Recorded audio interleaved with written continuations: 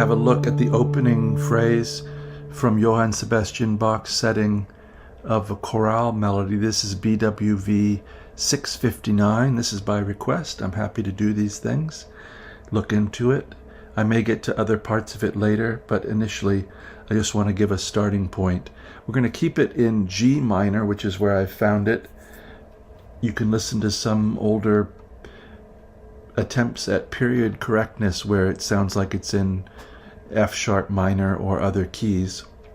I'm doing it in G minor, and this is based off of the Weimar edition of this chorale. If you've not yet done so, please do subscribe to the channel, like, share, and leave a comment. It's always good to hear from you indeed. If you'd care to leave me a tip, my PayPal information's there in the description below. It'd be a nice surprise. And here we're going to get started with BWV 659. So it begins, we're keeping it in G minor. And we're doing the bass and the alto part. There's another line that goes in, but we're going to keep it just to two voices here. Again, so that we can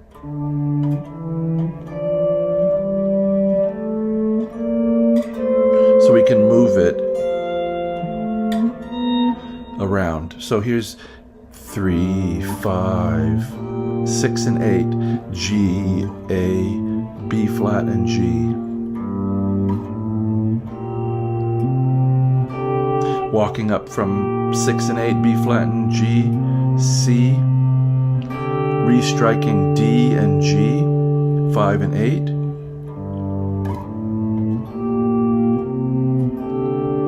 8. Coming up to E flat, 6th fret, and now we're going to descend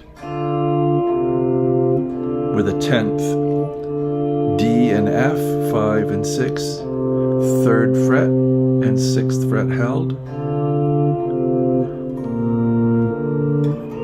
And now we're going to play a little B flat major chord. 6 and 6, 6th and 1st string, 5th string, 3rd fret, and now 8 and 11, F and B flat. So instead of coming here, because our next line is a moving line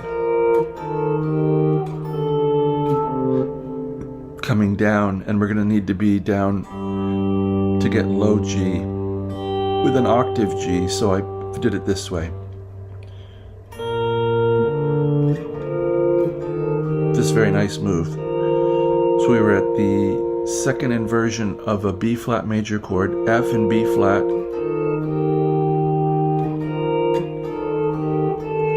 E flat and A, down to G, back to D and A,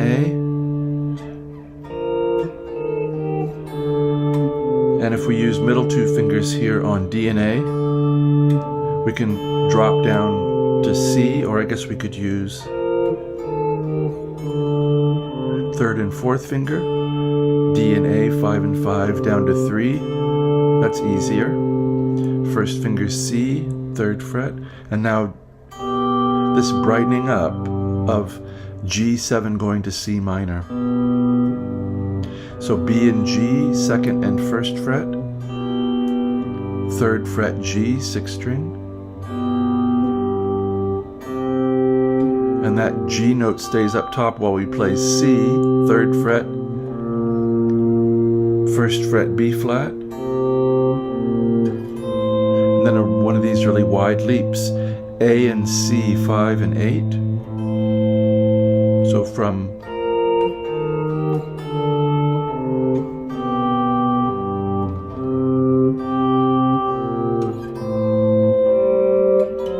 now here I had to make an octave jump of register because we were going to get, where were we here? This bass has to go down to F sharp with a C up top. If I had a 7 string, I could do it right there, but I don't want to play 7th string anymore. I did for many years. So I'm jumping up to this G here, re-striking the C. So this is 5 and 8 with a 4 F sharp here with a C at the 8th fret. So, and a D here, 5th fret while we're holding 8. And then these parallel lines.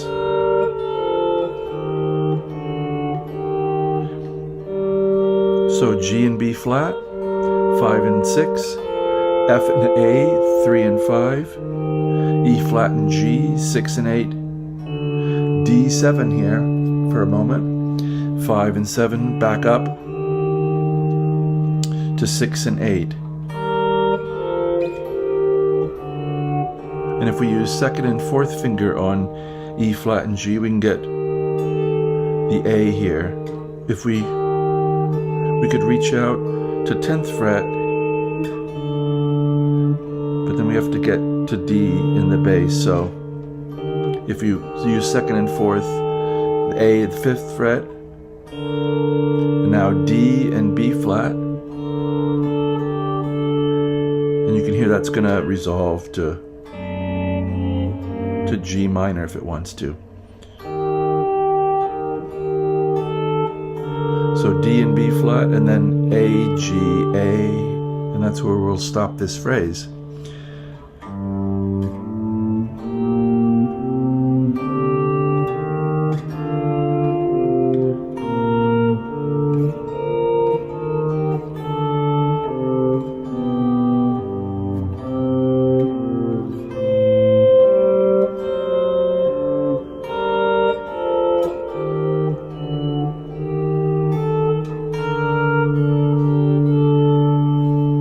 So a little look into BWV 659 by request. Very happy to do it.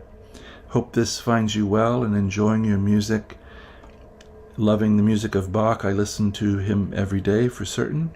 Just ends up happening that way. It's a little bit like having a good diet, I think. He's an essential vitamin. And this one's in G minor, so I hope everybody likes the sound of a different key for a while. We've been in D minor, and that will continue, but I wanted to do this one in the key that it came to me in. And as always, I do wish you a very good day.